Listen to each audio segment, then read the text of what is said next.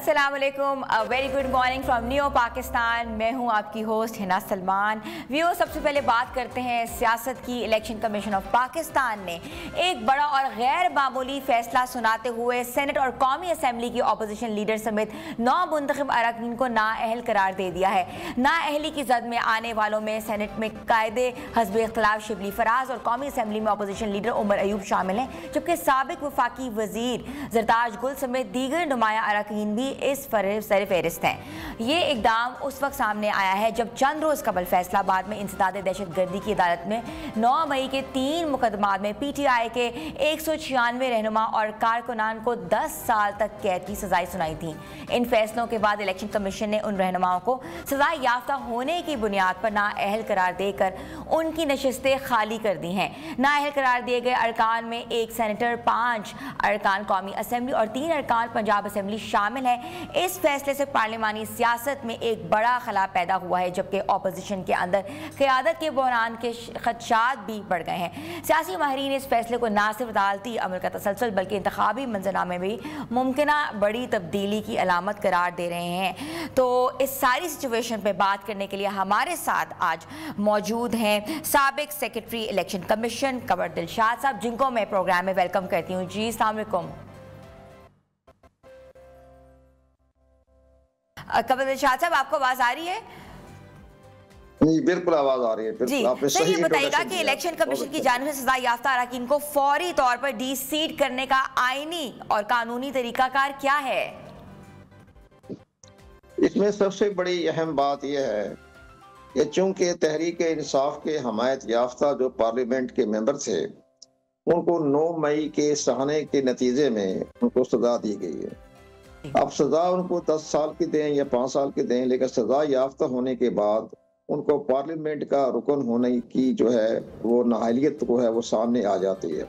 आइन हमारा इस बारे में वाज़ह तौर पर कहता है, जो कि आइन की आर्टिकल 63(1)H बड़ा मशहूर है। वो इसी 1H के तहत बेनज़ीर भुट्टो भी नाहिल हुई थी और इसी 1H के तहत ही यूसुफ ज़रक़ानी नाहिल हुए थे। तो मैं ये कह रहा था कि इस लिहाज से ये बहुत इम्पोर्टेंट हमारा आइन का हिस्सा है। आइन का आर्टिकल 63(1)H, उस पर इलेक्शन कमीशन को ये हदायत होती है कि जब कोर्ट की तरफ से सजा हो जाए उसको आपने डी नोटिफाई करना है। तो अब इलेक्शन कमीशन ने तो कोर्ट के फैसले को मद्देनजर रखते हुए, जैसा कि आपने इंट्रोडक्शन में फरमाया, तो उसको मद्देनजर रखते हुए उन्होंने उसको सजा आ चुकी थी, उनको नाअहल करार दे दिया गया। अभी नाअहलियत की 2 वजूहात होती है। एक तो 10 साल की सजा है, वो जेल में जाएं। इसके बाद 5 साल के लिए वो किसी सरकारी ओहदा या पार्लियामेंट के रुकन नहीं बन सकते हैं, 5 साल के लिए नाअहल हो जाते हैं। तो इलेक्शन कमीशन पाकिस्तान को कहा तो इससे किसी से लेन देन नहीं है, उन्होंने तो कानून की पासदारी की है। कानून में लिखा हुआ है कि आपने उसको डी नोटिफाई करना है। इसी तरह हमारा इलेक्शन एक्ट है 232, उसमें भी वाज़ेह तौर पर कहा गया है कि कन्विक्टेड जो मुजरम हो जाएं तो उनको आपने डी नोटिफाई करना है। जैसे इमरान खान को तोशा खान केस में भी नाअहल करार दिया गया था, वो आया था स्पीकर की तरफ से रेफरेंस। अब यहाँ बड़े मीडिया में बातें आ रही हैं कि जी इलेक्शन कमीशन ने आज खुद कैसे ले लिया, आपको रेफरेंस तो नहीं आया स्पीकर की तरफ से। तो उनकी इतला के लिए अर्ज है कि जब अदालत कोई फैसला करती है तो उसका वो स्पीकर के जरिए नहीं होता, वो डायरेक्ट जो है वो इलेक्शन कमीशन की तरफ आ जाता है। तो इलेक्शन कमीशन ने उसकी अमल दरामद करना होता है। इसी तरह आप देखिए, बड़ी मिसाल वो ऑटोमेटिकली नोटिफाई हो जाता है, ऑटोमेटिकली हो जाता है। इसके लिए बड़ी मिसाल में एक चंद मामलात एग्जेम्प्ट भी हो जाते हैं। मसलन आपको 2017 में नवाज शरीफ को पनामा केस में जस्टिस आसिफ सईद खोसला ने नाअहल करार दिया, ताहयात नाअहल करार दिया। तो फिर इलेक्शन कमीशन ने भी उनको डी नोटिफाई कर दिया था और प्राइम मिनिस्टर नहीं रहे थे। अब शायद खाकान अब्बासी प्राइम मिनिस्टर बन गए। तो बात की माइंड चेंज हो गए अदलिया के और मामला देखते हुए। तो अच्छा कंवर दिलशाद साहब, ये बताइएगा कि ये जो नाअहली है इसको चैलेंज किया जा सकता है, क्योंकि पहले तो ये सहूलत मौजूद थी? नहीं, नाअहलियत तो ज़ाहिर है हो जाती है, लेकिन इसमें बात यह है कि तहरीक इंसाफ तकसीम हो चुकी है। तो इसलिए कि हमें तो बड़ी हैरानगी होती है कि इतना बड़ा लीडर है, 2000 बगैर 30 साल से वो सियासत भी कर रहे हैं, تو اس میں سب سے بڑی اہم بات یہ ہوتی ہے کہ آپ اس کو سٹیپ بائی سٹیپ چلیں. اب آپ اگر ایک سیشن جج کورٹ ہے، وہ اسداد دہشت گردی جو ہے اس کا سربراہ سیشن جج ہے. اب اس کے فیصلے کے خلاف آپ امیڈیٹلی ہائی کورٹ میں اپیل دائر کریں اور اس میں کہیں، اس میں تمام دلائل دیں کہ جناب ہمارا 9 مئی سے کوئی واسطہ لینا دینا نہیں ہے اور حقائق درست نہیں ہے یا ایویڈنس ٹھیک نہیں ہے یا حکومت کے سرکاری اہلکاروں نے ہمارے خلاف بیان دیے ہیں. یہ ساری باتیں تو پھر عدلیہ فیصلہ کرتی ہے. عدلیہ میں ہوتے ہیں 5 ججوں پر مشتمل ایک کورٹ بیٹھتی ہے. تو یہاں ایک سیشن جج ہے تو وہ اپنے فیصلہ امیڈیٹلی ہائی کورٹ جائیں. اب اگر ہائی کورٹ مطمئن ہو جاتی ہے تو پھر ان کو سزا معطل کر دیتی ہے تو پھر الیکشن کمیشن آف پاکستان جو ہے ان کا اپنا آرڈر واپس لے لے گا. اسی طرح یہ جو الیکشن ہونے ہیں آپ کے بائی الیکشن ضمنی انتخابات، یہ 50 دن کے اندر اندر ہونے لازمی ہوتے ہیں. 50 دن بڑا عرصہ ہوتا ہے. اس عرصے میں وہ اپنا ہائی کورٹ ہے، ہائی کورٹ سے اگر اپیل کی نامنظور ہو جاتی ہے تو اس سے بڑا ادارہ جو ہے بڑا سپریم کورٹ آف پاکستان ہے، تو وہاں اپیل کریں. وہاں بیٹھے گا 5 جج کا رکن، باقاعدہ فیصلہ کریں گے، وہ حالات کو دیکھیں گے، زمینی حقائق دیکھیں گے تو ممکن ہے وہاں سے کوئی ریلیف مل جائے. تو یہ ہنگامہ رائے سے بات نہیں بنتی. دیکھیں جی، اچھا، یہ میں آپ سے غزہ پوچھنا کے چاہ رہی معاملے تھی میں دیکھیں. قمر دلشاد صاحب کہ نااہلی کے بعد خالی نشستوں پر جو ضمنی انتخابات ہیں اس کا تعین کب اور کیسے کیا جائے گا؟ نہیں، 5 سال کی نااہل ہو گئے نا، یہ 5 سال کے لیے نااہل ہوتے ہیں اس میں، اور 10 سال کی سزا ہو گئی، 5 سال کی نااہلی ہو گئی تو وہ تو گئے تحیات، وہ تو ختم بات، چیپٹر کلوز ہو جاتا ہے کہ 2029 میں الیکشن ہے تو اس میں انہوں نے الیکشن میں حصہ نہیں لے سکتے. 5 سال وہ گزر جائیں گے تو وہ تو زندگی بھر کے لیے قسم کا آپ انڈائریکٹ طریقے سے زندگی بھر کے لیے نااہل ہو جاتے ہیں. تو یہ اپنا فیصلہ جو ہے عدالتوں میں جائیں اور عدالتوں میں جا کے ریکویسٹ کریں کہ جناب ہم تو بڑے پارلیمنٹیرین ہیں اور لا ابائڈنگ ہے، ہمارا اس 9 مئی کے واقعے سے کوئی لین دین نہیں ہے. جنہوں نے یہ حرکت کی آپ ان کو سزا سنا دیں، ہمیں تو کوئی اعتراض نہیں. لیکن یہ ساری باتیں جو ہے عدلیہ کے سامنے پیش کرنی چاہیے.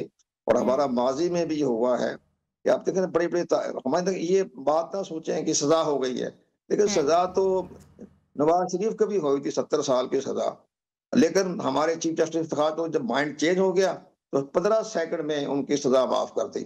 اسی طرح ہمارے قاضی فائزہ صاحب نے نواز شریف کے خلاف جتنے بھی نااہلیت کے کیس تھے وہ چند منٹوں میں ختم کر دیے اور عمرتا بندیال، آصف سعید خوسا، جسٹس گلزار، سب کے فیصلے انہوں نے کردم قرار دے دی. تو اسی طرح کے جب آپ سپریم کورٹ میں جائیں گے تو وہ سارے حالات آپ کے سامنے آ جائیں گے. تو اس لحاظ سے لڑائی جھگڑا یا فساد کرنے کی ضرورت نہیں ہے. جی اچھا، مجھے یہ بتائے گا کہ الیکشن کمیشن کا اس حوالے سے کیا قانون ہے اگر اپوزیشن لیڈر بھی جو ڈی نوٹیفائی ہو جائے تو؟ نہیں، آپ کو کیا ای سی پی کے بارے میں کیا کہہ رہی ہیں آپ؟ میں یہ کہنا چاہ رہی ہوں آپ کو کہ الیکشن کمیشن کا اس حوالے سے کیا قانون ہے، کیا ضوابط ہیں اگر جو اپوزیشن جو آپ کا لیڈر ہے وہ ڈی نوٹیفائی ہو جائے تو ضمنی انتخابات کب ہوں گے، کیسے ہوں گے اور کیا اس کے اوپر پراپر ایک انتخاب ہوگا؟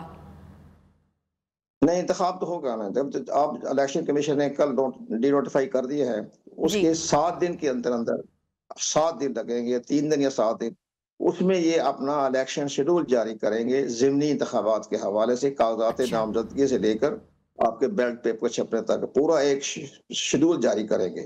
اب اسی شیڈول کے عرصے میں اگر ان کو اپیل کا حق دیا جاتا ہے، اس میں اگر یہ اپیل منظور ہو جاتی ہے یہ شیڈول واپس ہو جائے گا.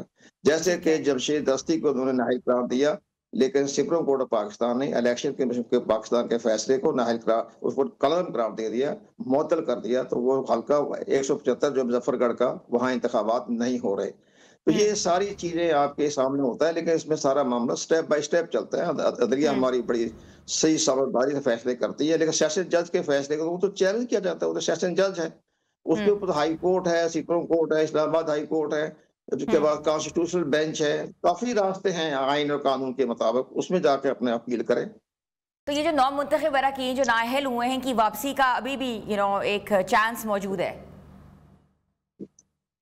دیکھیں جی، ہمارے پارلیمنٹیرین جو ہے آپ ایک اصولی طور پر دیکھیں جو تحریک انصاف کے حمایت یافتہ جو پارلیمنٹیرین ہیں وہ آج کل گرداب میں ہیں، لیکن تھوڑی سی ان کی لاپرواہی بھی ہے. اب سب کے آپ کے بڑے نون ہیں اپنے شیخ وقاص اکرم، اب وہ ایک بڑے سیکٹری انفارمیشن بھی ہیں، بڑے اہم پارلیمنٹیرین ہیں، مشرف کے دور میں بھی پارلیمنٹیرین تھے. تو وہ ان کو دور میں یہ دیکھا جائے کہ وہ 40 دن تک نہیں آئے، انہوں نے نظر آنا چاہیے تھا کہ آرٹیکل 64 جو ہے وہ اس پہ لکھا ہوا ہے کہ اگر کوئی پارلیمنٹیرین 40 دن تک مسلسل اسمبلی کا اجلاس اٹینڈ نہ کریں تو اسپیکر کے پاس اگر کوئی درخواست جمع ہو جائے تو وہ اس کو نااہل قرار دے سکتا ہے۔ یہاں ایک بڑا تاریخی واقعہ ہو گیا، پہلی دفعہ ایسا ہوا ہے کہ اسپیکر قومی اسمبلی سردار ایاز صادق نے کنسرن کا اظہار کیا ہے کہ جی وہ ڈی سیٹ ہو سکتے ہیں۔ تو اب اس کا تو اس کے بعد کوئی اپیل ہی نہیں ہے۔ اب اگر اسپیکر صاحب کی رولنگ کے تحت وہ ڈی سیٹ ہو جاتے ہیں تو وہ تو سپریم کورٹ بھی نہیں جا سکتے، تو ان کی رولنگ فائنل ہوتی ہے، وہ کسی عدالت میں چیلنج نہیں ہوتی۔ تو یہ سارے معاملات کو ان کو دیکھ کر سمجھ کے ساتھ کرنا، آگے لے کے چلنا چاہیے تھا، لیکن وہ بھی سیٹ جائیے۔ اب یہ گرداب میں ہیں آج کل تحریک انصاف کے جو حمایت یافتہ لوگ ہیں، لیکن بہرحال اپنے عدالتوں کو جائیں، جیسے 9 مئی کے واقعے میں ان کی ملوث ہو پائے گئے ہیں اس کی تو سزا کو ملے گی عدالتوں کی طرف سے۔ تو اتنا بڑا ایک ہمارے آرمی کے اثاثوں پہ حملہ کرنا کوئی عام بات تو نہیں ہو، تو اسٹیٹ پہ حملہ تھا، ریاست پہ حملہ بالکل تھا۔ ایسا ہی ہے، اداروں پہ حملہ تھا، اسٹیٹ پہ حملہ تھا۔ قبل شاہ یہ بھی بتائیے گا کہ کیا اپوزیشن لیڈر کی نااہلی پارلیمانی نظام میں اپوزیشن کے کردار کو متاثر کر سکتی ہے؟ نہیں، وہ تو سارا کچھ ہو جاتا ہے۔ اب یہ سامنے ایک ان کی بات یہ کہ ایک ہم آپ کی وساطت سے کہنا چاہیں گے کہ آپ کا بڑا نیوٹرل وہ ہے ٹی وی چینل، تو اس میں سب سے بڑی اہم بات یہ ہم کہہ سکتے ہیں کہ جناب یہ بائیکاٹ نہ کریں۔ اب ضمنی اگر اپیلیں ان کی نامنظور ہو جاتی ہیں، بائی الیکشن ہو جاتا ہے تو اپنے ورکرز کو ٹکٹ دے دیں۔ اب یہ کہنا ان کی بدقسمتی ہے کہ عمران خان کے ارد گرد جتنے بھی لوگ بیٹھے ہیں وہ سب اپنی جگہ کے چیئرمین ہیں، سب اپنی جگہ، کیونکہ بہنیں ہوں، بھائی ہو، بیٹے تو لندن میں معصوم بچے ہیں، لیکن باقی جتنے بھی دوست احباب ارد گرد ہیں وہ سب اپنے آپ کو چیئرمین سمجھتے ہیں۔ اب ان کو یہ چاہیے کہ جناب ضمنی الیکشن میں حصہ لیں، اور ضمنی الیکشن میں حصہ لیں اور ورکرز کو ٹکٹ دے دیں۔ ورکرز کو، جو اصلی ورکر جو ہوتے ہیں نا، نظریاتی ورکر، ان کو آپ ٹکٹ دے دیں تو پھر مقابلہ سخت ہو جائے گا۔ حکومت کے حمایت یافتہ ممبر کھڑے ہوں گے، اسی طرح پی ٹی آئی کے حمایت یافتہ کھڑے ہوں گے، تو مقابلہ سخت ہو جائے گا۔ اگر انہوں نے راستہ محفوظ راستہ چھوڑ دیا تو حکومت کے نمائندے کامیاب ہو جائیں گے، 25-30 سیٹوں سے محروم ہو جائیں گے، تو فائدہ کیا ہوگا؟ بائیکاٹ سے کیا فائدہ ہوگا؟ آپ الیکشن میں حصہ لیں، مقابلہ کریں، میڈیا میں بھی آئے گا، پریس میں بھی آئے گا، اپنا پوائنٹ آف ویو بھی آئے گا، اس سے فائدہ پہنچتا ہے۔ ورکرز خوش ہوں گے کہ ہمیں ٹکٹ مل گیا۔ آپ اپنے وکلا نہ دیں، وکلا کبھی سیاستدار فائق قائد اعظم کے اور کوئی وکیل جو ہے وہ سیاست میں کوئی رول نہیں ہوگا۔ سب سے رول جو ہوتا ہے وہ سیاستدان کا ہوتا ہے، تو سیاست ورکر کا ہوتا ہے۔ تو ورکر جو ہوتے ہیں وہ اس میں آگے بڑھیں، حصہ لیں، ضمنی الیکشن میں حصہ لیں، حکومت کو ٹف ٹائم دیں۔ اچھا، قمر شاہ صاحب بالکل آپ نے بتایا، بڑی اچھی بات کی کہ ورکر کو ٹکٹ دیں۔ ورکر جو ہوتا ہے وہ جو کہتے ہیں نا کہ سن آف دا سوئل ہے، جس نے بہت محنت کی ہوتی ہے پارٹی کے لیے۔ بالکل آپ صحیح کہہ رہے ہیں۔ اچھا، آپ کی رائے میں 9 مئی کے واقعات جڑی یہ جو سزائیں ہیں اور نااہلیاں ہیں، پاکستان کے سیاسی ماحول کو کس حد تک مزید تقسیم کر سکتی ہیں؟ پاکستان کے حد تک تو بڑے مسائل ہیں ہمارے، بہت زیادہ اس میں آئین میں بھی، قانون میں بھی، انتخابی معاملات میں بھی بہت اصلاحات کی ضرورت ہے، لیکن ہم اصلاحات کرتے ہیں ذاتی مفادات کے تحت۔ اسٹیٹ کے مفادات میں ہماری آج تک کوئی اصلاحات نہیں ہوئی ہیں۔ تو یہ ساری چیزیں جو آپ کے سامنے پیش ہو رہی ہیں، بڑے بڑے لوگ آئے ہیں، حکومت میں بھی آئے ہیں، تو ان کو اپنے اصلاحات کریں۔ اب یہ جو آپ کے سامنے رہے ہیں کہ یہ زیادہ خوشیاں نہ منائیں، 27ویں امینڈمنٹ میں ان کی ساری خوشیاں جو ہے نا ختم ہو جائیں گی حکمران جماعت کی۔ 27ویں امینڈمنٹ میں بڑی اہم ترمیمیں آ رہی ہیں، اس ترمیمیں میں یہ آ جائے گی، ہاں بہت ترمیمیں آئے گی، سسٹم میں بھی آنچ آئے گا، سسٹم پہ بھی غور و خوض کیا جائے گا۔ عدلیہ کے سننے میں آ رہا ہے کہ عدلیہ کے ججوں کی بھی جو ہے وہ میعاد بڑھائی جا رہی ہے، 2 سال یا 3 سال۔ اس طرح ممکن ہے کہ چیف الیکشن کمیشن کی میعاد جو ہے وہ آرٹیکل 213 میں ترمیم کر کے ان کو بھی 5 سال، مزید 5 سال کے لیے جو ہے وہ مل جائے، اس کی توسیع ہو جائے، ایکسٹینشن ہو جائے۔ یہ ساری باتیں 27ویں امینڈمنٹ میں آئی ہیں، ہاں 27ویں امینڈمنٹ میں آئے گی۔ تو یہ کو تو پتہ چل جائے گا جو 27ویں امینڈمنٹ میں آئے گی، اور بہت سی چیزیں بھی آئیں گی کہ تاکہ لوکل گورنمنٹ کے حوالے سے بھی آئے گی، بلدیاتی انتخابات کے حوالے سے بھی آئے گی، سب چیزیں اس پر بڑی اہم چیزیں آنے والی ہیں۔ आपका बहुत बहुत शुक्रिया। हमारे साथ मौजूद है साबिक secretary election commission Kanwar Dilshad साहब, जिनका ये कहना था कि ये सब जो नाअहलियाँ हुई हैं उसके बाद 7 दिन के टाइम के अंदर ज़मीनी इंतखाबात का अनाउंसमेंट हो जाएगी, और बेहतर ये है कि जो टिकट है वो पार्टी वर्कर्स को दिया जाए, क्योंकि वही असल लोग हैं जिन्होंने पार्टी के लिए ख़ास तौर पर वो इशारा कर रहे थे पाकिस्तान तहरीक इंसाफ के ऊपर कि उनके लिए बहुत मेहनत की है। व्यूअर्स, छोटी सी ब्रेक ले रहे हैं और ब्रेक के बाद वापस आ रहे हैं। आप देख रहे हैं न्यू पाकिस्तान।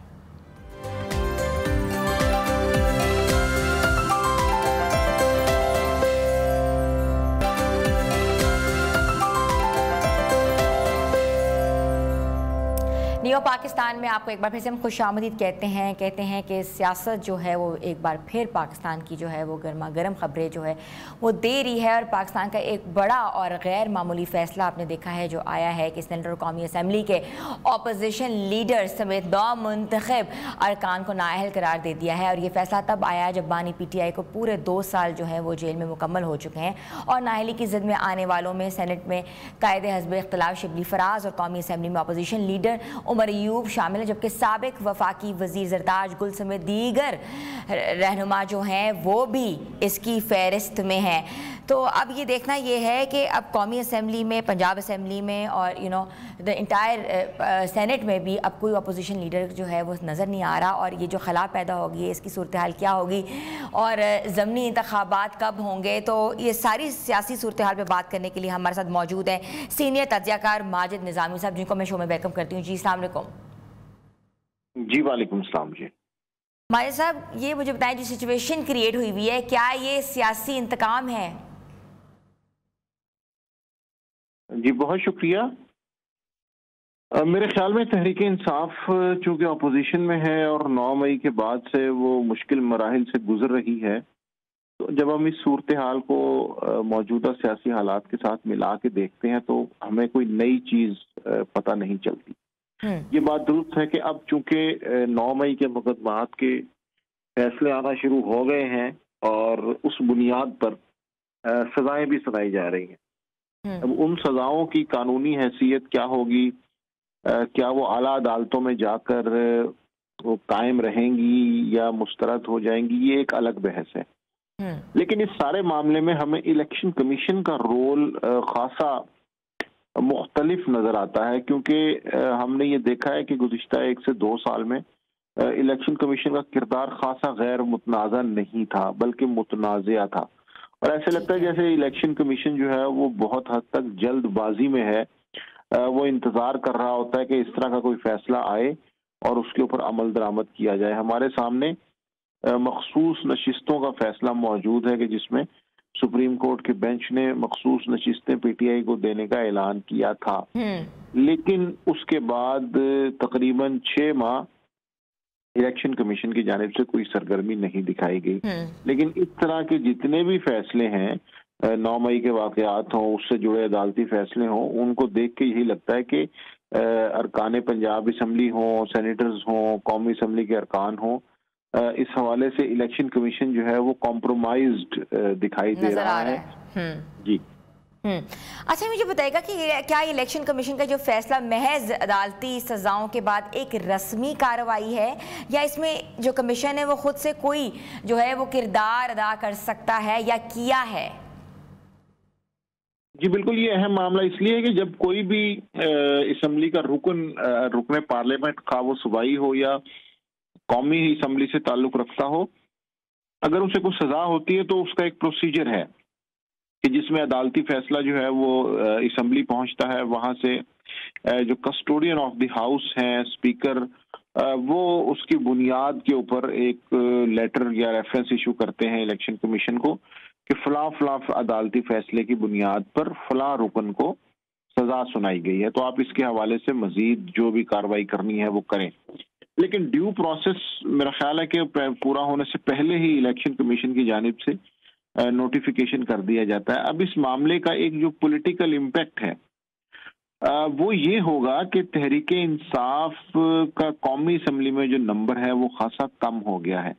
पहले तहरीक इंसाफ कौमी असम्बली का इजलास तलब करने के लिए रिक्विजिशन साइन कर सकती थी, क्योंकि उनके पास एक मखसूस नंबर में MNAs मौजूद थे।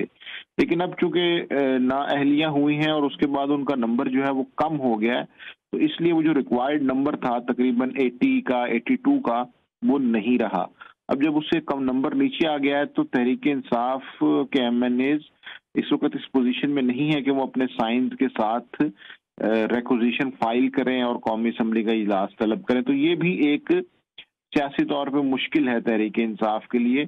और दूसरा मामला ये है कि अगर इसी तरह तमाम अरकान के ऊपर फैसले आते हैं, उनको सजाएं सुनाई जाती हैं, तो इनका अपोजिशन का जो नंबर है वो कम होता जाएगा और हो सकता है कि दूसरे मरहले में अपोजिशन लीडर की जो सीट्स हैं वो भी इनके पास ना रहें। लेकिन वो एक सेकंड फेज है, फर्स्ट फेज में तो अभी ये कौमी असम्बली का इजलास नहीं बुला सकेंगे। अच्छा, मुझे ये बताइएगा कि अभी हमारे साथ आपसे पहले जो थे वो साबिक secretary election commission Kanwar Dilshad साहब मौजूद थे, जिनका ये कहना था कि बिल्कुल PTI को बाइकआउट नहीं करना चाहिए बल्कि ज़मीनी इंतखाबात में बढ़ चढ़ कर हिस्सा लेना चाहिए। अगर मेन क़यादत नहीं नज़र आ रही तो पार्टी वर्कर्स को ही टिकट देनी चाहिए। क्या आप इस फैसले से मुत्तफिक हैं या कुछ आपको समझ आ रही है इस बात की? जी, ये तो तहरीक इंसाफ की मरकजी क़यादत ही बेहतर फैसला कर सकती है। लेकिन बतौर तज्जिया, बतौर तबसरा मैं ये ज़रूर कहना चाहूँगा कि जिस तरह से इलेक्शन के हवाले से और इलेक्शन कमीशन के किरदार के हवाले से कई क्वेश्चंस मौजूद हैं, उसका जो कॉन्डक्ट है उसके ऊपर सवालिया निशान है, तो उसको देखते हुए अगर तहरीक इंसाफ इस तरह का कोई एहतजाज करती है तो वो बईद अज़ क़यास नहीं होगा। ताहम मैं ये ज़रूर समझता हूँ कि चूंकि पॉलिटिकल पार्टीज का काम ही इलेक्शंस, पॉलिटिक्स, असेंबली होता है, तो उसमें जरूरी यही है कि आप उस प्रोसेस से बाहर ना हो, अपनी मौजूदगी का एहसास दिलाते रहें, मजीद मेहनत करें, अपने लिए रास्ता बनाने की कोशिश करें। अगर आप उसका बाइकआउट करेंगे, उससे बाहर निकलेंगे तो पार्टी का। अच्छा माजिद निज़ामी साहब, इधर एक चीज इधर इम्पोर्टेंट ये भी है, अगर ऐसा होता है तो क्या PTI जो है वो टिकट जारी करेगा? देखिए, इस वक्त तो तहरीक इंसाफ का जो स्टेटस है इलेक्शन कमीशन में वो अभी भी अनक्लियर है। तो हमने ये देखा है कि मुख्तलिफ बाई इलेक्शंस के अंदर सुन्नी इत्तेहाद कौंसिल का टिकट भी जारी हुआ है, आज़ाद हैसियत से भी उम्मीदवारों को नॉमिनेट किया गया है। तो इसलिए मेरा ख्याल है कि 8 फरवरी के इलेक्शंस के बाद तो ये चीज़ बेमानी हो गई है कि क्या उम्मीदवार के पास कोई निशान होगा या नहीं, क्योंकि उम्मीदवार के पास कोई भी निशान हो, तहरीक इंसाफ ने इस चीज़ को साबित किया है कि वो उसके बावजूद उसकी कैंपेन बहुत अच्छे तरीके से करते हैं। अच्छा, ये भी बताइएगा कि जो सजाएं जो आला अदालतों से मुअत्तल या कलअदम जो हो गई हैं, क्या इलेक्शन कमीशन दोबारा अरकान की रुकनियत बहाल कर सकता है? क्या आप समझते हैं? जी, ये वो एक इम्पॉर्टेंट पॉइंट है कि जब हम देख रहे हैं कि जैसे जमशेद दस्ती की नाअहली हुई, उसके ऊपर फौरी तौर पे नोटिफिकेशंस हो गए, इलेक्शन का स्केजुअल जारी हो गया, लेकिन उन्हें गवर्नमेंट की जानिब से रिलीफ मिल गया, अदालत की जानिब से रिलीफ मिल गया। तो ऐसी सिचुएशन में मेरा ख्याल है कि ये देखना चाहिए कि मुख्तलिफ इदारों को ड्यू प्रोसेस के मुकम्मल होने का इंतज़ार करना चाहिए, ताकि ये ना हो कि वो धड़ाधड़ नोटिफिकेशंस निकालें और उसके बाद अगर उसके ऊपर कोई अदालती कार्रवाई हो तो फिर डी नोटिफिकेशन का जो एक मामला है वो आना चाहिए। तो मैं समझता हूँ कि ऐसा नहीं होना चाहिए। लेकिन जैसा कि हम बात कर रहे हैं कि इलेक्शन कमीशन ऑफ पाकिस्तान का जो रोल है वो खासा मुतनाज़िया हो चुका है, तो इसलिए मुझे नहीं लगता कि इस तरह से नोटिफिकेशंस जो हैं वो रिवर्स किए जाएंगे। बहुत बहुत शुक्रिया। हमारे साथ मौजूद है सीनियर तज्ज़ियाकार माजिद निज़ामी साहब, जिनका ये कहना था कि अभी भी PTI के पास एक चांस मौजूद है जिसको वो वेल कर सकते हैं, और नाअहली के बाद भी उनके पास ये है कि अपनी पार्टी वर्कर्स के थ्रू वो अगर टिकट देकर उनको ज़मीनी इलेक्शंस के इंतखाबात में अगर विक्ट्री हो सकती है तो ही जो माहौल है वो बेहतर बन सकता है और सियासी कशीदगी की तरफ नहीं जाएगा सब माहौल। छोटी सी ब्रेक पर जा रहे हैं, ब्रेक पर वापस आते हैं। आप देख रहे हैं न्यू पाकिस्तान।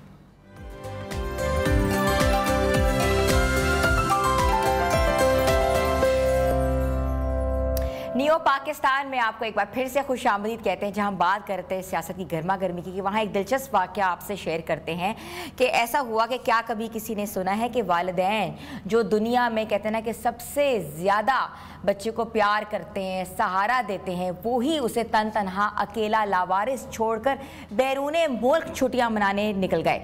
جی ہاں، یہ کہانی نہیں بلکہ فلم بھی نہیں ہے بلکہ حقیقت ہے، اور یہ منظرنامہ پیش آئے اسپین کے شہر بارسلونا کے مشہور ایل پرات ایئرپورٹ پر، جہاں ایک 10 سالہ بچہ صرف اس لیے اپنی ماں اور باپ کے بغیر رہ گیا کیونکہ اس کے پاس نہ تو درست ویزا تھا نہ ہی کارآمد پاسپورٹ۔ والدین نے کیا کیا؟ انہوں نے ایک لمحے کو کتنا روک کر یہ بھی نہیں سوچا، حل تلاش کرنے کی بجائے اسے ایئرپورٹ کے پبلک ایریا میں چھوڑا اور ایک رشتہ دار کو کال کی اور پھر مزے سے خود طیارے پر سوار ہو کر چھٹیاں منانے روانہ ہو گئے۔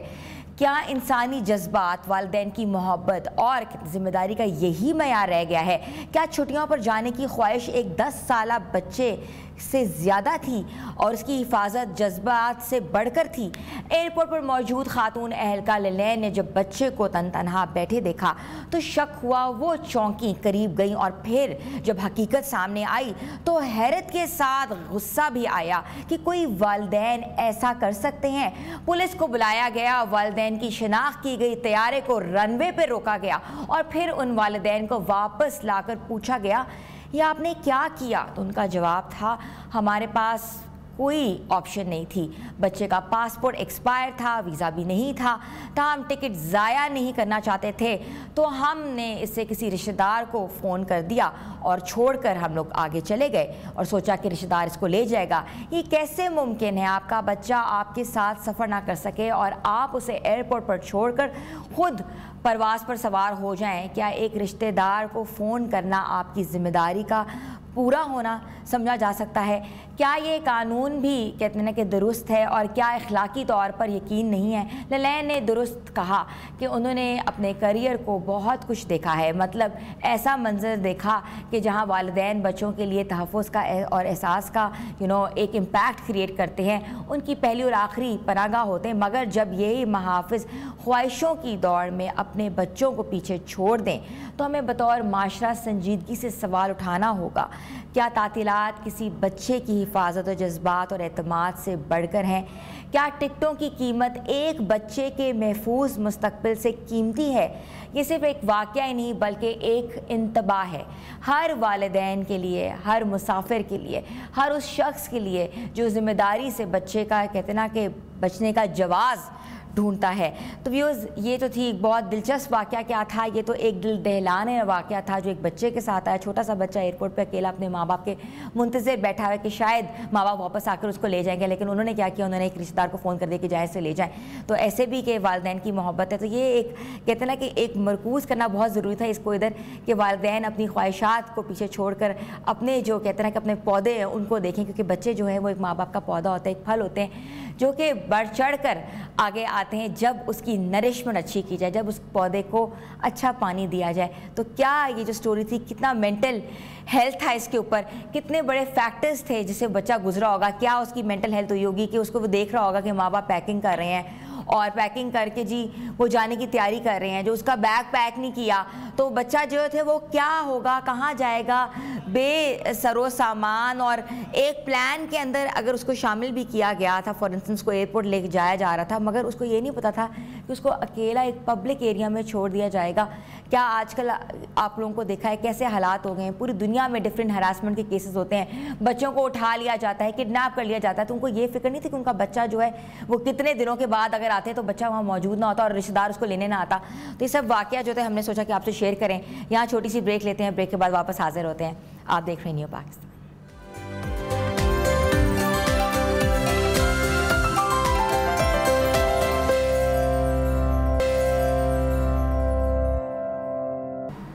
نیو پاکستان میں آپ کو ایک بار پھر سے ہم خوش آمدید کہتے ہیں۔ تھوڑی سی بات کرتے ہیں سائبر کرائم کے حوالے سے۔ ناظرین، جہاں ڈیجیٹل ترقی نے زندگیوں کو سہل بنایا ہے، وہیں سائبر فراڈ اور آن لائن دھوکہ دہی جیسے خطرات بھی تیزی سے بڑھ رہے ہیں۔ خاص طور پر آن لائن بینکنگ کے استعمال میں اضافے کے ساتھ ساتھ فراڈ کے نئے طریقے بھی سامنے آ رہے ہیں، جن میں سب سے زیادہ عام جو ہے فشنگ اور سم سویپنگ جیسے حملے ہیں۔ فشنگ حملوں میں جو ہے فراڈیے جعلی بینکنگ لنکس اور ای میلز یا کالز के जरिए सारिफ की हिसास मालूमात हासिल करते हैं, जबकि सिम स्वैपिंग में फ्रॉडिये जो हैं आपके मोबाइल नंबर को कंट्रोल में लेकर बैंक OTP और दीगर सिक्योरिटी कोड्स हासिल कर लेते हैं। इसके बाद चंद लम्हों में आपका जो बैंक अकाउंट है वो खाली हो जाता है और ज्यादातर मुतासरीन को उस वक्त होश आता है जब बैंक से रकम निकलने के बाद मैसेज आ जाता है और तब तक जो है वो बहुत देर हो चुकी होती है। लेकिन आप डिजिटल फ्रॉड का शिकार हुए तो फौरी और दुरुस्त एक्शन लेकर अपने नुकसान को महदूद कर सकते हैं। इस मकसद के लिए जो है ये हमने सेगमेंट जो है वो डिजाइन किया है। डिजिटल एक्सपर्ट जो है सैरिश अली हमारे साथ मौजूद है और हमें बताएंगे कि आप और हम लोग कैसे इस चीज से बच सकते हैं। तो मैं आपको वेलकम करती हूँ सैरिश। Thank you so very much. वालेकुम अस्सलाम, कैसे हैं आप? बिल्कुल ठीक। सैरिश, ये जो दो टर्म्स आ रही हैं सिम स्वैपिंग और फिशिंग, ये दो टर्म्स क्या हैं? अच्छा, फ़िशिंग में बेसिकली आपका डाटा ले लेते हैं। अब जैसे बैंकिंग में हमारी कुछ इन्फॉर्मेशन होती है जो स्पेसिफिक हमें ही पता होती है और जो वेरिफिकेशन के लिए यूज़ की जाती है, वो इन्फॉर्मेशन आप किसी और से शेयर नहीं करते हैं। और वही इन्फॉर्मेशन सेंसिटिव इन्फॉर्मेशन होती है जो कि अगर किसी और तक चली जाती है तो वो आपके बैंक डिटेल्स और आपकी इम्पॉर्टेंट वेरिफिकेशन और बाकी सब प्रोटोकॉल्स को फॉलो करते हुए आपके बैंक को एक्सेस कर सकते हैं। और इसी तरीके से फिर फ्रॉड्स आगे बढ़ते हैं। अब ये इन्फॉर्मेशन डिफरेंट तरीके से लोग लेते हैं, या तो वो आपको फेक लिंक्स भेजेंगे व्हाट्सएप के थ्रू या फिर किसी भी ईमेल के through. There are many digital platforms जो कि आजकल यूज़ हो रहे हैं। फॉर एग्जांपल फेक ईमेल्स बनी होती हैं, फेक आपके अपने फ्रेंड के नंबर से भी आपको अक्सर व्हाट्सएप का कोई ऐसा लिंक आ सकता है। अब वो बेसिकली कैसे हुआ, क्योंकि वो सिम स्वैपिंग से हुआ या उसके व्हाट्सएप की एक्सेस किसी फ्रॉड के पास चली गई। डिफरेंट किस्म की इंफॉर्मेशंस हमारी जो लीक हो रही होती हैं, हम जब वेब के ऊपर या ब्राउज़र के ऊपर अपनी इंफॉर्मेशन डाल रहे होते हैं, वहाँ पे हम बैंकिंग की इंफॉर्मेशन डाल सकते हैं, अपनी कोई एसेंशियल डिटेल्स डाल सकते हैं। वो इंफॉर्मेशन सेफ नहीं होती है। कार्ड्स ऐड ऑन कर लेते हैं अगर हमने ऑनलाइन परचेजिंग करनी होती है तो। बिल्कुल। अब जो आपकी एप्स होती हैं जो आप फ़ोन के ऊपर डाउनलोड करते हैं वो तो सेफ एंड सिक्योर बनी होती हैं, उनसे इंफॉर्मेशन आपकी लीक नहीं होती। लेकिन जब वही इंफॉर्मेशन आप वेब या ब्राउज़र के ऊपर स्क्रॉल करते हैं, अपनी इंफॉर्मेशन डालते हैं, अपनी बैंकिंग ऐप या कुछ भी बैंकिंग प्लेटफॉर्म खोलते हैं, तो वो इन्फॉर्मेशन बेसिकली ब्राउज़र में सेव हो जाती है। नाउ डिफरेंट VPNs या डिफरेंट एक्सटेंशंस जो आपके ब्राउज़र के साथ अटैच होते हैं वो सारी इन्फॉर्मेशन फेच करने के कैपेबल होते हैं। सो इस तरीके से आपकी इन्फॉर्मेशन लीक हो जाती है। इसी तरीके से बहुत सारे तरीके हैं जो आपकी इन्फॉर्मेशन का या आपके डाटा को कलेक्ट कर सकते हैं। अच्छा।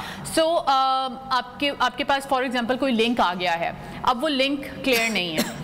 जैसे कि आपने देखा होगा कि व्हाट्सएप के ऊपर हम लोग मोस्ट शेयर कर रहे होते हैं। अब फेसबुक और मेटा ने एक ऊपर छोटा सा थंबनेल साथ बनाया होता है। उन्होंने ये फीचर क्यों ऐड ऑन किया, ताकि लोगों को पता हो कि ये जो लिंक आ रहा है that is associated with Facebook या फिर वो इंस्टाग्राम का लिंक है। तो हमें पता होता है कि हाँ, हम सही प्लेटफॉर्म के ऊपर लैंड करेंगे अगर हम इस लिंक को क्लिक करते हैं। बट वहीं पर आप किसी इस तरीके का लिंक भेज दें जिसका कुछ पता नहीं है, तो there must be you must also verify कि लिंक आ कहाँ से रहा है और ये हमें लैंड किस पेज पे मतलब है कि लिंक नहीं खोलना, हर लिंक नहीं खोलना। ठीक है। अब फॉर एग्जांपल आप मेरी बहुत अच्छी दोस्त हैं और आप मुझे फ्रीक्वेंटली डेली बेसिस पे लिंक्स और इंस्टाग्राम फेसबुक के लिंक्स शेयर कर रही होती हैं। आपका खुदा ना खासा व्हाट्सएप हैक हो गया।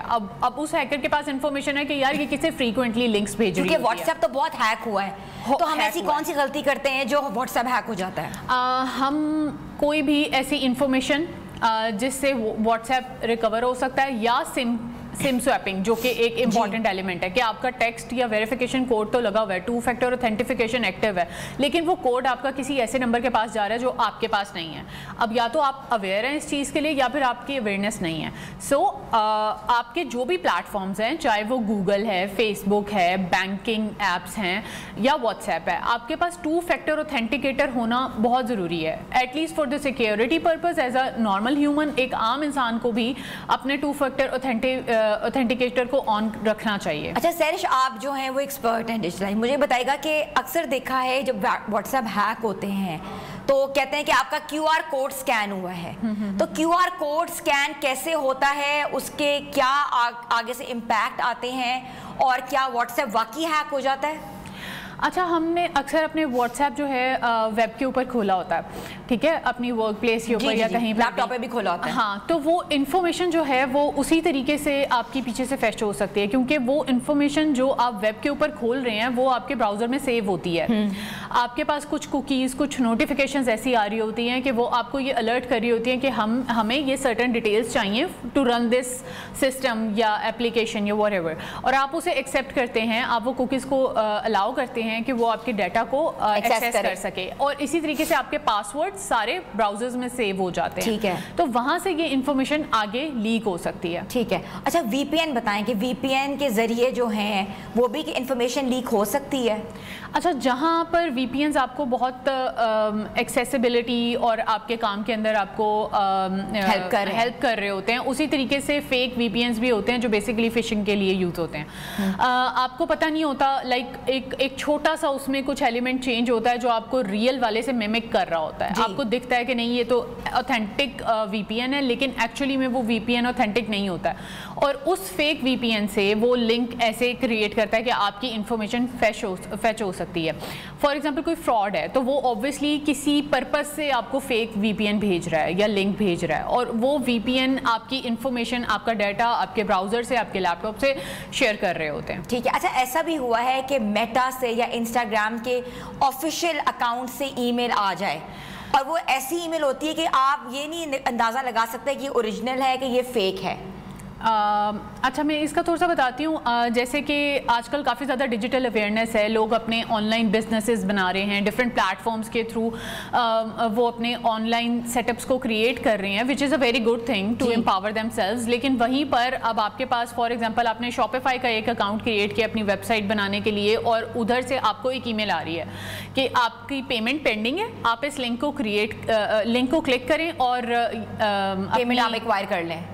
ہاں, پیمنٹ ایکوائر کرنے کے اپنی کارڈ ڈیٹیلز آپ انٹر کر دیں. ٹھیک ہے. تو آپ کو لگتا ہے کیونکہ because you are new to it and you feel like کہ یار ہمیں نوٹیفیکیشن آیا and this should be official, کیونکہ وہ کسی شاپیفائی کے نام سے آ رہا ہوتا ہے. بٹ ایکچوئل میں جب آپ اسے غور سے دیکھیں, دھیان سے دیکھیں, تو shopify@gmail.com, like Shopify is an official plate form, وہ جی میل پہ کیوں اپنا اکاؤنٹ بنائے گا؟ تو اسی طریقے سے مین ٹائٹل آپ کو جو شو ہو رہا ہوتا ہے وہ آفیشیل اکاؤنٹ کا یا آفیشیل پلیٹ فارم کا شو ہو رہا ہوتا ہے. For example Facebook, Meta کی طرف سے بہت زیادہ نوٹیفیکیشنز آتے ہیں آپ کی کسی بھی بزنس اکاؤنٹس کے اوپر, اور وہ سب فیک ہوتے ہیں. ٹھیک ہے. میٹا کے آفیشیل پلیٹ فارم سے آپ کو آفیشیل ای میل کے تھرو ہی آئے گا, but you should be aware of all those details کہ یہ مجھے اوتھینٹک انفارمیشن آ رہی ہے یا اوتھینٹک انفارمیشن نہیں آ رہی. سو اویئرنیس بھی ہوتا ہے سہرش کے بار بار آپ کو اکثر آتا ہے کہ please change your password, your account has been accessed کسی اور جگہ سے ہوئی ہے, تو آپ فوراً کلک کرتے ہو, پاسورڈ چینج کرتے ہو تو آپ کا ہیک ہو جاتا ہے. یہ بھی چیزیں دیکھنے میں آئی ہیں, کیا کہیں گی؟ بس اس میں یہی بات ہے جو میں آپ کو بتانا چاہتی ہوں کہ انفارمیشن, آپ کی جو بیسک انفارمیشن ہے وہ کہیں نہ کہیں سے لیک ہو رہی ہے. یا تو آپ نے کہیں پر باہر کہیں سائن اپ کیا ہے, یا کوئی ایسی ایپ یوز کیا ہے, یا کوئی ایسے پلیٹ فارم کے اوپر آپ نے اپنی ڈیٹیلز ڈالی ہیں جو کہ سیکیور نہیں تھا. ٹھیک ہے. Secure in the same sense کہ یہی انٹرنیٹ سے آپ کی ساری انفارمیشن آگے لیک ہو رہی ہوتی ہے. یہ بھی بتائیے گا کہ فیک کالز آ رہی ہیں, 021 کا نمبر ہوتا ہے, 051 کا نمبر ہوتا ہے, آگے یوان نمبر ہوتا ہے. جی بالکل. تو آپ کیا سمجھتی ہیں یہ فیک کالز کو ہم کیسے کرب کر سکتے ہیں؟ اچھا, اس کے اوپر اسٹیٹ بینک آف پاکستان نے بہت اچھا ایکشن لیا ہے. انہوں نے ایک اویئرنیس ویڈیو بنا کے دی ہے, اور جس کے اوپر وہ عوام کو اس چیز کے لیے اویئر کر رہے ہیں کہ کس طریقے سے آپ کو کالز آ سکتی ہیں, اور وہ کیسے آپ کو ایموشنلی ٹریک کر کے یا ٹریپس کر کے ڈفرینٹ طریقے سے آپ کی انفارمیشن فیچ کر سکتے ہیں. ٹھیک ہے. تو وہ اویئرنیس کے لیے بہت اچھی ویڈیو ہے, ہر پلیٹ فارم سے, ہر بینک سے وہ شیئر بھی ہو رہی ہے, اور اس کا پرپز صرف یہ ہے کہ لوگوں کو پتہ ہو کہ فیک کالز اور اوتھینٹک کال سے کیسے ڈفرینشیٹ کرنا ہے. فیک بہت سارے نمبرز ہوتے ہیں, آپ نے کسی کو بھی اپنی انفارمیشن نہیں دینی. دیکھیں جو بینکس ہیں جہاں پر, یا پھر کوئی بھی ایسا پلیٹ فارم جہاں پہ آپ کو لگتا ہے کہ مجھے جو آفر کی جا رہی ہے وہ اوتھینٹک ہے, ان کے پاس آپ کی انفارمیشن ہے already. They will not ask you again on the call, ہاں کہ کال کے اوپر بتائیں, ایسا کچھ بھی نہیں وہ پوچھیں گے. ایون آپ کا او ٹی پی بھی وہ آپ سے پوچھتے نہیں ہے, you enter that when you are on the call with your banking person. تو وہ کبھی بھی آپ سے نہیں پوچھتے, اور وہ ہمیشہ یہی اویئرنیس کے میسیجز دیتے ہیں کہ آتھورائز پرسنالٹیز آپ سے کبھی بھی انفارمیشن نہیں مانگیں گے, آپ کے او ٹی پی نہیں مانگیں گے, اب یہ دیکھیں جو ویریفیکیشن ہوتی ہے اس میں نارمل انفارمیشن کیا ہوتی ہے, ہمارے جو CNIC کے اوپر مینشن ہوتی ہے, ٹھیک ہے, صرف مدر نیم وہ آپ سے پوچھتے ہیں کیونکہ وہ CNIC کے اوپر مینشن نہیں ہے, مدر نیم, ہاں کچھ. اب دیکھیں these are some specific rules کے یہ صرف اب اس پرسن کو پتہ ہے. اب فار ایگزامپل آپ کے والدہ کا نام اکثر آپ کے ارد گرد لوگوں کو پتا ہوتا ہے, ریلیٹیوز کو پتا ہوتا ہے, فرینڈس کو پتا ہوتا ہے, آپ کی ڈیٹ آف برتھ پتا ہوتی ہے, باقی کی انفارمیشن آپ کے CNIC پہ ہے. تو ہاؤ کین یو ڈیفائن جو ہے وہ لیک ہو سکتی ہے, انفارمیشن کہیں سے بھی لیک ہو سکتی ہے. It's all about the intentions کہ آپ کے اراؤنڈ کیسے. اب جیسے بہت سارے لوگ ہیں ان کو یہ اویئرنیس نہیں ہوتی کہ یہ ڈیجیٹل آج کل کی ٹیکنالوجیز کو کیسے یوز کرنا ہے, واٹس ایپ کو کیسے یوز کرنا ہے, تو وہ پھر ہیلپ لیتے ہیں دوسرے لوگوں کی کہ میری کوئی ٹرانزیکشن آنی ہے یا جیز کیش کے تھرو یا بینکنگ کے تھرو یا پھر ایزی پیسہ کے تھرو, تو they need help from other people, اور پھر وہ اپنی انفارمیشن اس دوسرے بندے کو. اچھا مجھے بس آخری سوال میں آپ سے کرنا چاہ رہی ہوں, ٹائم بہت کم ہے, مجھے بتائیے کہ پاکستان میں بینکوں کا جو فراڈ رسپانس سسٹم ہے وہ کتنا پازیٹیو ہے, اور FIA جو ہے اور سائبر کرائم ونگ کیا کر رہا ہے؟ سب لوگ ابھی اس دفعہ بھی انہوں نے نئے رولز اینڈ پالیسیز بنائی ہیں تاکہ سیکیور کر سکیں سسٹم کو, لوگوں کو اویئر کر سکیں. So they are working on the software development and protection as well, اور ساتھ ہی ساتھ وہ لوگوں کو اویئرنیس کے اوپر بھی کام کر رہے ہیں through digital means, social media, radio, TV, ہر پلیٹ فارم کے اوپر یہ اویئرنیس کے میسیجز جا رہے ہوتے ہیں. ڈفرینٹ پالیسیز بن رہی ہیں جو ان چیزوں کو سیکیور کر رہی ہوتی ہیں, بٹ اسٹل ہماری بینگ این انڈیویجول بھی رسپانسبلٹی بنتی ہے کہ ہم اپنی سینسٹیو انفارمیشن, یا اگر ہمارے اکاؤنٹ میں کچھ پیسے پڑے ہیں اور ہماری پاس کچھ ورتھ اٹ چیزیں ہیں, اور ہم ان کی انفارمیشن کسی سے بھی شیئر نہ کریں. تھینک یو سو مچ. ہمارے ساتھ موجود تھی ڈیجیٹل ایکسپرٹ سیرش علی, جن کا یہ کہنا تھا کہ بدلتے وقت کے ساتھ ساتھ جو ہے نا چیزیں ڈیجیٹلائز تو ہو گئی ہیں, مگر ڈیجیٹلائز کے ساتھ ساتھ یہ دیکھنا ضروری ہے کہ جو انفارمیشن ہے اس کا لیک کہاں سے ہو رہی ہے, یا فرینڈز ہو رہی ہے یا فیملی ہو رہی ہے, کیونکہ بہت قریب لوگ جو ہوتے ہیں وہی آپ کی انفارمیشن لیک کرتے ہیں. چھوٹی سی بریک لیتے ہیں, بریک کے بعد واپس آتے ہیں. آپ دیکھ رہے ہیں نیو پاکستان.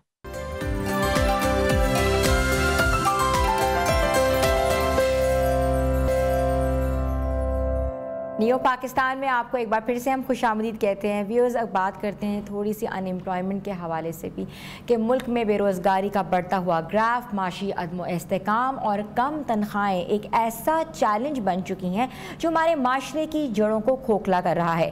یہ وہ حالات ہیں جو ہمارے نوجوان کو مایوسی کی طرف دھکیل رہے ہیں. اعداد و شمار کے مطابق رواں سال کے ابتدائی 6 مہینوں میں تقریباً 3.5 لاکھ سے زیادہ پاکستانی بہتر مستقبل کی تلاش میں اپنا وطن چھوڑ جا چکے ہیں. یہ صرف ایک تعداد نہیں بلکہ یہ ہمارے معاشرے کا وہ قیمتی سرمایہ ہے جو اپنے علم اور ہنر کو ملک کی ترقی میں استعمال کرنے کی بجائے غیروں کی زمین پر خدمات انجام دے رہا ہے. تشویشناک بات یہ ہے کہ یہ ہجرت کرنے والوں میں صرف عام لوگ نہیں بلکہ اعلیٰ تعلیم یافتہ افراد اور ماہر ڈاکٹرز اور ہنرمند نرسز بھی شامل ہیں. یہ ایک ایسی صورتحال ہے جو ہمارے ملک کے صحت کے نظام پر شدید دباؤ ڈال رہی ہے. ڈاکٹرز اور نرسز کے بڑے پیمانے پر ملک چھوڑ کر جانے سے اسپتالوں میں عملے کی کمی ہو رہی ہے جس کا براہ راست اثر مریضوں کو فراہم کی جانے والی سہولیات پر پڑ رہا ہے. عرب اخبار گلف نیوز کی حالیہ رپورٹ کے مطابق پاکستانی نرسز خصوصی بڑی تعداد میں بیرون ملک کا رخ کر رہی ہیں. اس کی بنیادی وجہ بہتر تنخواہیں, محفوظ کام کے حالات اور پیشہ ورانہ ترقی کے وسیع مواقع ہیں. خلیجی ممالک برطانیہ اور کینیڈا جیسی جگہیں انہیں پرکشش پیکیجز کی پیشکش کر رہی ہے جس کے باعث ہمارے بہترین طبی کارکن اپنے وطن کو چھوڑ کر وہاں جانے کو ترجیح دے رہے ہیں. یہ صورتحال نہ صرف ہمارے صحت کے نظام کے لیے ایک خطرہ ہے بلکہ یہ ملک کی مجموعی ترقی اور معاشی استحکام کے لیے بھی ایک بڑا سوالیہ نشان ہے. اس ہجرت کی لہر کو روکنے کے لیے ہمیں اپنے نوجوان کو ملک میں ہی بہتر مواقع اور امید کی نئی کرن جو ہے وہ دکھانی ہوگی. یہ سچویشن اتنی انسرٹن ہے کہ اعداد و شمار کے مطابق ہر سال لاکھوں کی تعداد میں افراد یہاں سے ہجرت کر جاتے ہیں, اور خاص طور پہ وہ لوگ جو کہ اسکلڈ بیس ہیں, جن کے پاس ہنر ہے. اور پاکستان میں اس طرح برین ڈرین ہو رہا ہے, اور برین ڈرین ہونا پاکستان کے کہتے ہیں نا کہ سوشل اکنامک گروتھ کے لیے ایک بہت بڑا سوالیہ نشان ہوگا. ویورز, ہم نے سوچا کہ آپ سے یہ شیئر کریں, اور جو لوگ یہاں پڑھ لکھ کے اچھے مواقع ڈھونڈ رہے ہیں تو ان کو کچھ دیر انتظار کرنا چاہیے اور ملک میں کام کرنا چاہیے. چھوٹی سی بریک لیتے ہیں, بریک کے بعد ہم واپس آ رہے ہیں. آپ دیکھ رہے ہیں نیو پاکستان.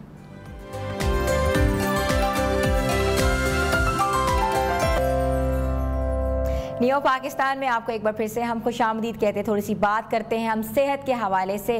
کیا آپ نے کبھی سوچا ہے کہ آپ کے پیٹ کی خرابی کی وجہ سے آپ کو گھبراہٹ, بے چینی, دل کی دھڑکن کا تیز ہونا یا پھر شدید ڈپریشن کا سامنا کرنا پڑتا ہے؟ کیا آپ کی راتوں کی نیند جو ہے وہ اڑ گئی ہے؟ آپ ہر وقت اداس یا مایوس رہتے ہیں؟ آپ کا مزاج چڑچڑا ہوتا ہے؟ کیا آپ کو اکیلے میں بھی ڈر لگتا ہے اور لوگوں کے ہجوم میں بھی گھبراہٹ محسوس ہوتی ہے؟ اگر آپ ان میں سے کسی بھی سوال کا جواب ہاں میں دیتے ہیں تو پھر آپ کو ایچ پائلوری کی جو بیماری ہے, جو کہ ایک بیکٹیریا ہے اور معدے کے السر سے سب سے زیادہ جڑی ہوئی ہے. لیکن دلچسپ بات یہ ہے کہ اس کا اثر صرف ہمارے معدے تک محدود نہیں ہے, بلکہ ایچ پائلوری اور اس سے ہونے والے ہاضمے کی خرابیوں کا براہ راست تعلق جو ہے وہ ہماری ذہنی حالت سے بھی ہے. آج ہمارے ساتھ جو مہمان ہیں جو کہتے ہیں کہ گہرا تعلق رکھتے ہیں اور ہماری مدد کریں گے, ہماری رہنمائی کریں گے, تو میں ڈاکٹر جمیل مہری جن سے یہ جاننے کی کوشش کریں گے کہ کیسے میں ایچ پائلوری تمام ذہنی جذباتی مسائل کو حل کر سکتی ہے اور جس سے جڑی ہوئی اور تمام امراض سے مکمل نجات بھی ہم حاصل کر سکتے ہیں. تو سر سب سے پہلے میں آپ کو ویلکم کرتی ہوں شو میں. جی بہت شکریہ. سر یہ مجھے بتائے گا کہ یہ جو ایچ پائلوری ہے یہ ہے کیا؟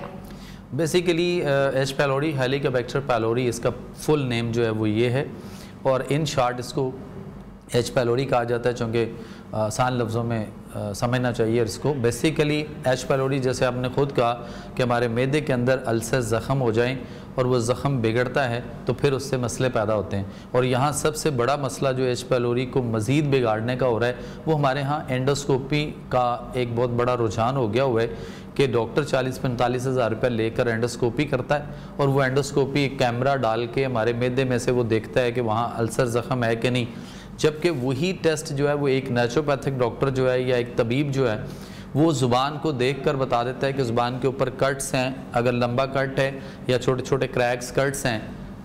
ایسے زبان اپنی چیک کریں, شیشے کے سامنے ایک دوسرے کو چیک کروائیں, اگر زبان پہ کریکس کٹس ہیں تو آپ معدے کے السر کا شکار ہیں. اس کے بعد آگے بات کہ ایچ پائلوری کا وہ بعد میں پھر وہ اینڈوسکوپی کے تھرو اس میں ایک ٹیسٹ جو ہے نا وہ بایوپسی کیا جاتا ہے, وہاں سے زخم کیے جاتے ہیں معدے کے اندر, کٹ لگا لگا کے 4-5-7 جگہوں سے چھوٹے چھوٹے پیسز نکالے جاتے ہیں اور اس کو بھیجا جاتا ہے لیبارٹری میں بایوپسی کرنے کے لیے. تو 15,000 روپے اس پہ پیشنٹ کا خرچ ہو جاتا ہے. تو ٹوٹل 60-70 ہزار روپے میں وہ کیا دیکھ رہا ہے, وہ تو الٹا اس نے معدے کے اندر السر زخم اور کروا لیے, اگر نہیں بھی تھا تو اور ہو گئے.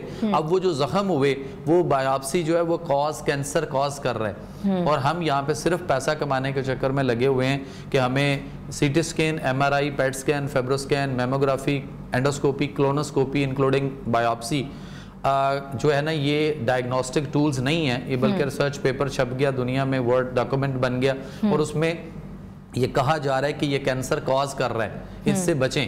اور اگر کینسر نہیں ہے تو کینسر کر دے گا, اور اگر کینسر ہے پہلے سے تو آپ ایسا کچھ کرنے جا رہے ہیں یا کروا رہے ہیں تو پھر آپ کے کینسر کو بڑی تیزی سے بڑھا دے گا, بگاڑ دے گا, پھیلا دے گا. تو سو ہمیں اس سے بھی بچنا ہے. آسان لفظوں میں زبان چیک کر لیں, اس پہ کٹس آ رہے ہیں, ایون اگر زبان کے سائیڈ کے کنارے یوں کر کے سیدھے نہیں ہیں, یوں کر کے ایسے اگر زگ زیگ بنے ہوئے ہیں اس والے اور اس والی سائیڈ میں, تو آپ کے دونوں گردے داؤ پہ لگ چکے ہوئے ہیں. اگر آپ کی ایک سائیڈ ہے تو آپ کا وہ والا گردہ, اور اگر یہ سائیڈ ہے تو یہ والا گردہ. آسان لفظوں میں اللہ تعالیٰ نے ساری چیزیں سمجھائی ہیں, لیکن طب میں طبیب جانتا ہے یا نیچروپیتھ جانتا ہے یا نیچروپیتھک جو ڈاکٹر ہے وہ جانتا ہے. باقی ڈاکٹرز کو یہ چیزیں نہیں پڑھائی گئیں, وہ اپنے ڈومین میں رہتے ہوئے وہاں جو کچھ ان کو پڑھایا جاتا ہے, سکھایا جاتا ہے, وہ اسی میں رہتا ہے. سو بہرحال ہمیں ایچ پائلوری کا اس وقت جو ہے وہ دنیا کو بہت بڑا چیلنج ہے, ایک بہت بڑا سامنا کرنا پڑ رہا ہے, اس لیے کہ دنیا کی آبادی اس وقت جو ہے وہ 8 ارب تقریباً, اور اس میں سے 5 ارب لوگ جو ہیں اس وقت وہ ایچ پائلوری کا شکار ہو چکے ہوئے. اچھا. سر یہ مجھے بتائیے کہ جو بیکٹیریا ہے یہ کس طرح جسم کے ایسے کیمیکلز کو جو ہے متاثر کرتا ہے جو کہ موڈ اور ذہنی سکون کے لیے ضروری ہے؟ دیکھیں آپ کے معدے کے اندر جب آپ زخم ہو جائیں گے تو زخم آپ کسی کے پاؤں پہ دیکھ لیں, کسی کی ٹانگ پہ دیکھ لیں, اکثر ہم نے دیکھے ہوں گے. تو زخم جب خراب ہوتا ہے تو وہاں سے ریشہ, پیپ, پس, گندا خون, تفن یہ تو ہوتا ہے نا.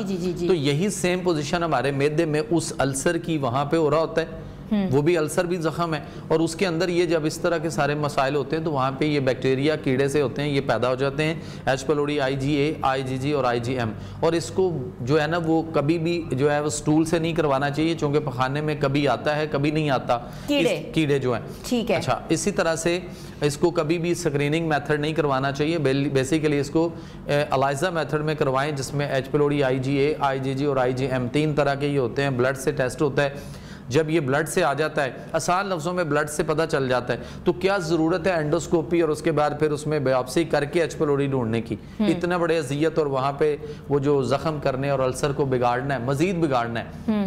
سو اس پوائنٹ آف سے یہ وہاں پیدا ہوتا ہے. پھر یہ ہماری جو خوراک ہم کھاتے ہیں، جو بھی ہم کھاتے ہیں، یہ اس خوراک میں مکس ہو گیا سارا کچھ. پھر خوراک ہماری جگر میں گئی، میٹابولائز ہوئی، وہاں سے خون میں شامل ہوئی، خون ہمارا یہاں سے جگر سے یہ یہاں سے آگے آپ کے یہاں پہ یہ نروس سسٹم پہ پیچھے یہاں آیا. تو اس نے سب سے پہلا پینک اٹیک جو آپ کو کرنا ہے وہ مینٹل ہیلتھ پہ کرنا ہے. آپ کو تمام نفسیاتی مسئلے، یعنی آپ کو ڈپریشن، سٹریس، ٹینشن، انگزائٹی، غصہ، چڑچڑاپن، رونا دھونا، پریشان ہونا، عجیب طرح کی سوچیں، وہم، توہمات، خیالات، ڈر، خوف، گھبراہٹ، جن، بھوت، جادو، ٹونا، سایہ، عمل کسی نے کر دیا وغیرہ وغیرہ. اور اس کے بعد جتنے سائیکاٹرسٹ، سائیکالوجسٹ کے پاس ہیں، جتنے مینٹل ہاسپٹلز میں ہیں، یہ سارے کے سارے، ایون دو کہ باتھ روم میں بیٹھتے ہوئے مریض کنڈی نہیں لگاتا، ڈرتا ہے کنڈی لگاتے ہوئے، لفٹ میں آنا جانا اس کے لیے مشکل ہے، وہ اس میں ٹریول نہیں کر سکتا لفٹ میں. یہ سارے ایچ پیلوری کے مسائل ہیں. بائی ایئر نکلنے کے لیے اس کو بائی ایئر میں ہوتا ہے کہ پتہ نہیں جہاز میں میرے ساتھ کیا ہوگا، بس میں کیا ہوگا، وین میں کیا ہو جائے گا.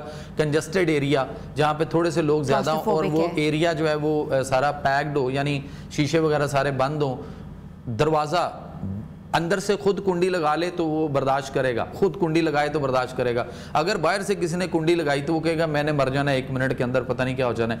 خودکشی کرنے تک کے رجحان، اور بہت سارے لوگوں نے خودکشیاں ایچ پیلوری کی وجہ سے کی ہیں. لیکن یہ سارے مسئلے جو ہیں یہ اچھا، یہاں سے پھر جب خون آپ کا پھیپھڑوں میں سے ہوتے ہوئے دل کی طرف آتا ہے تو آپ کے پھیپھڑوں میں جب وہ بلڈ سرکولیشن ہو رہی ہوتی ہے تو آپ کو اس وقت سفوکیشن، آپ کو اس وقت جو گھبراہٹ سی اور آپ کو سانس رکنا، سانس ٹھنڈے ہونکے بھرنا، ایسے کر کے گوتا ٹائپ، یا وہ فیل کرتا ہے کہ بڑا لٹل بٹ ریئر سا، بڑا مائنر سا میرا سانس کہیں رکا، ہارٹ ریٹ انکریز ہو گیا. اس کے بعد پھر وہ آ گیا آپ کے ہارٹ میں، تو پھر آپ کے ہارٹ پہ آ کے جب وہ کارڈیک مسلز پہ دباؤ ڈالتا ہے تو آپ کے چیسٹ میں پین، آپ کے یہاں پہ چبھن، فرنٹ اور بیک پہ درد اور کھچاؤ، بازو کی طرف درد اور کھچاؤ کا آنا. پیشنٹ جا کے بار بار ECG صرف نہیں بلکہ ایکو تک کرواتا ہے. لاٹ آف ٹائم اس نے ایکو کروائی، وہاں کچھ نہیں آ رہا، یہاں CT اسکین MRI کروائے، دماغ میں کچھ نہیں آ رہا. تو ایکچول وہ ایچ پیلوری کا پیشنٹ ہے. اور اچھا، اس کے لیے پھر جو ڈاکٹرز ان کو دوائیاں دے رہے ہیں، اینٹا ایسڈز دے رہے ہیں، ایسڈ سے ہی پروڈیوس بائی اینٹا ایسڈ ہیں، یعنی آپ کے پاؤں پہ یہ اگر فرض کریں کہ تیزاب گر جائے تو زخم ہو جائے گا، سکن برن کرے گی، اور بعد میں کوئی کہے کہ وہی تیزاب آپ اپنے اس زخم کے اوپر لگاتے رہیں تو آپ کا زخم ٹھیک ہو جائے گا، تو کیا ٹھیک ہوگا یا بگڑے گا؟ تو اینٹا ایسڈ سے ہی دوائیاں بنی ہوئی، اینٹا ایسڈز اور PPIs جو دوائیاں معدے کے لیے، وہ ساری اس کے لیے نقصان دہ ہیں. اینٹی بایوٹکس کے کورس کروائے جاتے ہیں. اینٹی بایوٹکس جو ہے وہ معدے کے السر کو مزید بگاڑتا ہے اور خراب کرتا ہے، کیونکہ بہت ہائی پوٹینسی، یعنی ایک دن میں 3-3 ہزار ملی گرام اینٹی بایوٹک ڈاکٹر جو ہیں وہ اس کو پریسکرائب کرتا ہے. وہ جب معدے میں جاتا ہے، اینٹا ایسڈز معدے میں جاتا ہے، PPIs جاتی ہیں تو وہ اس معدے کے السر کو مزید بگاڑتی ہیں. وہ مزید مینٹل ہیلتھ اپنی خراب کر کے، یعنی due to digestive disorder is a mental disorder. اچھا ڈاکٹر جمیل صاحب، یہ بتائیے گا کہ کون سے گھریلو ٹوٹکے ہیں یا غذائیں ہیں جو کہ ایچ پیلوری کے علاج میں جو ہے مدد دے سکتے ہیں؟ دیکھیں، آپ کو کدو کی طرف جانا ہے. کدو ہو گئے، ٹینڈے ہو گئے، گھیا توری ہوگی، مولی ہوگی، گاجر ہو گیا، شلجم ہو گیا، پیٹھا کدو ہو گیا، بھنڈی توری ہو گئی. اس کے بعد آپ کے لیے مونگی کی دال چھلکے والی بہت اچھی ہے. آپ کے لیے کالے چنے شوربے والے بنے ہوئے ہوں تو آپ نے شوربہ لینا ہے، صرف اس میں سے چنے نہیں کھانے. بکرے کا گوشت بہت اچھا ہے آپ کے لیے، شوربے والا ہو، شرطی ہے، یا اس کی یخنی ٹائپ ہو.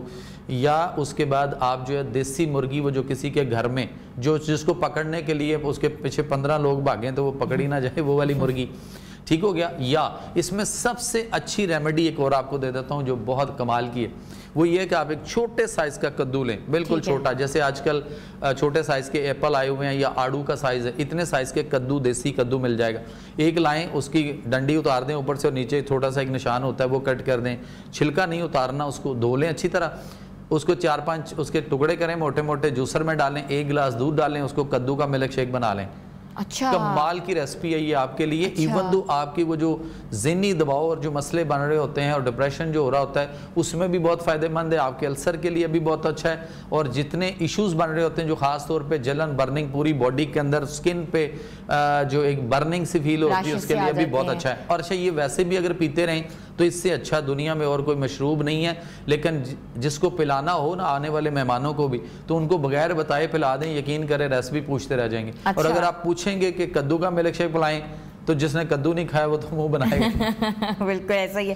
اچھا بتائیں, آپ یہ کہہ رہے ہیں کہ جو غذائیں میں ایسڈ ہے وہ نہیں کھانی چاہیے, جو بادی جس کو کہتے ہیں, چیزیں ٹھیک ہے. اور باقی جیسے لائک دیٹ آپ کے آلو گوبھی مٹر, اس کے بعد پالک بینگن, اس کے بعد آگیا آپ کا چکن چاول انڈا سفید چنے چنے کی دال ماش کی دال, اس کے بعد آپ کا آگیا bakery item all the bakery item pizza burger shawarma, اس کے بعد سموسے پکوڑے دہی بلے فروٹ چاٹیں اور ان کے اوپر مسالہ جات اور اس پہ باربیکیو ٹکا اور یہ جو جتنی کچھ ہم لے رہے ہیں. پھر اس کے بعد junk food frozen food fast food, پھر آپ کا آ گیا کیا کہتے ہیں اس کو cold drinks energy drinks soft drinks آپ کے ڈبے کے دودھ ڈبے کے جوس, کوئی بھی چیز سب کچھ نہیں کھانا. دیکھیں قرآن میں اللہ فرما رہے ہیں کہ فَلْيَنْظُرْ أَيُّهَا أَزْكَىٰ طَعَامًا, سورہ کہف کی آیت ہے کہ جب آپ اپنے میں سے کسی ایک کو بھیجو بازار میں سامان لینے کے لیے, تو اللہ نے فرمایا وہ صحابہ کہف کے ساتھ تھا لیکن سب کے لیے قرآن ہے, تو وہاں پہ اللہ نے فرمایا کہ عمدہ اور تر و تازہ لے کر آئے. پھر سورہ بقرہ کی آیت چیپٹر 2 ورس 259 فَانْظُرْ إِلَىٰ طَعَامِكَ وَشَرَابِكَ لَمْ يَتَسَنَّ,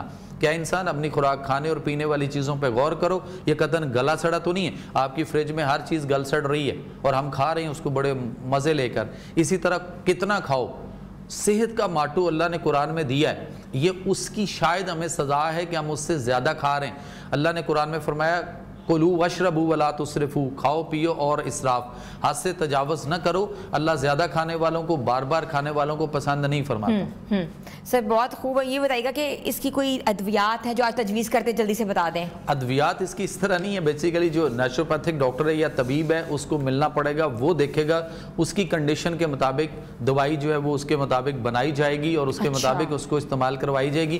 تو یہی پیشنٹ جو اتنے سارے مسائل میں ہیں, یہ پیشنٹ آپ کا جو ہے وہ جسٹ 4 سے 6 ہفتوں میں یا 6 سے 8 ہفتوں میں ایک بہت اچھے رزلٹ کے ساتھ ٹھیک ہو کے بیماریوں سے باہر آ سکتے ہیں. بہت بہت شکریہ. ہمارے ساتھ موجود تھے ڈاکٹر جمیل مہروی صاحب جو کہ ایج پالیسی کے علاج کے بارے میں بتا رہے تھے کہ اس کا جو علاج ہے وہ کہتے ہیں کہ نیچرل ریمیڈی کے ساتھ بھی ہو سکتا ہے. جو انہوں نے بتایا کہ جس طرح کی خوراک لینی ہے, جو اپنا لائف سٹائل پیدا کرنا ہے, تو وہ جو سکون اور انزائٹی ڈپریشن جو ہے وہ اس کا باعث بنتا ہے. تو وہ جو چیزیں ہیں اس کو کرب کرنے کے لیے جو ہے آپ نیچرل طریقے سے اس چیز کا علاج کریں. اور آج کا پروگرام آپ کو کیسا لگا اس کے بارے میں ضرور بتائیے گا, اور ہمارے سوشل پیجز پہ جا کے ضرور کامنٹ کیجیے گا. ہمارے کانٹینٹ کے بارے میں بھی ضرور سبسکرائب کیجیے گا کہ ہمیں کون کون سی چیزیں لے کے آنی چاہیے. اپنی ہوسٹ حنا سلمان کو اجازت دیں, ملیں گے کل اگلے پروگرام کے ساتھ. تب تک کے لیے اللہ حافظ.